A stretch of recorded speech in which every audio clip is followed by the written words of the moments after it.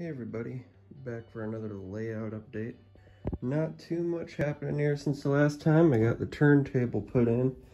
The whisker tracks are wired and they kind of work. I'm having some power problems and a little derailment issues. I got to file the rail because I'm going from 100 to 83 on the turntable and back to 100. But it's just kind of neat to have all the engines parked in the roundhouse and be able to use them. And then, laying out the town. Still figuring out how that's gonna go. Got this grade put in, but I'm having a lot of issues with my longer Atlas switches, so I'm thinking about getting some Pico switches somewhere down the line. Got the grade going up here where this caboose is sitting. It's eventually going to go to a second deck. The second deck won't be too far off the wall, maybe about half of the length of this table, about up this high, and I got LED lighting to go underneath that so the lower deck will still be lit. As you can see down there, I just bought a bunch of Wind & Scenic grass, gonna start on some landscaping soon. We got this bridge put in, and I'm trying to work the kinks out of the track on it. It may look pretty smooth, but for whatever reason, my Northern Pacific 484 doesn't like it. This one needs a lot of work. Definitely hard to make removable sections, but my uncle had a really good idea for this, and it's these magnets that hold it down. And I got copper.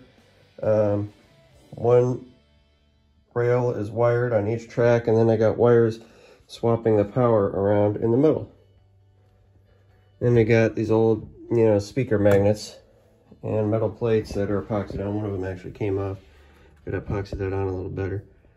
And yeah, seems to be working pretty good. Definitely going to put some kind of walls on the side of that, so if any engine does decide to derail like my Northern Pacific 484 likes to, it doesn't tumble down to the floor. But I used to have carpet in here as comparison to the shed where it was a hardwood floor. I got my diorama that had the depot on it sitting up here for now. I'm just going to try to find a place for that in the second level. As you can see here in the train room, I got a lot more train memorabilia than I had out in the shed, and lots of other cool stuff. I got a daylight there. I'm going to try to get a new engine for it. Since I've kind of fused the layouts with my dad's layout now, kind of got some different railroads to model, like the Southern Pacific. We got a Southern Pacific Rapido Alco sitting there. Started giving me problems. I'm not really sure what's wrong with it. I'm gonna try to mess with it, and if I keep having issues, I'll send it back, I suppose. And then over there is an old United brass 284 Santa Fe engine that I had sound put into. That's pretty neat. Then I got a Milwaukee Road 484, which is in the shop because you saw it once, and the one of the wheels was broken on the truck, so I sent that away. My cab forward and my Union Pacific 882 are in the shop, and my Northern Pacific 080 is in the shop. I've been having a lot of luck. And then my NW2 switcher I just got decided to just have some sort of defect and fry itself, so I gotta mail that back soon.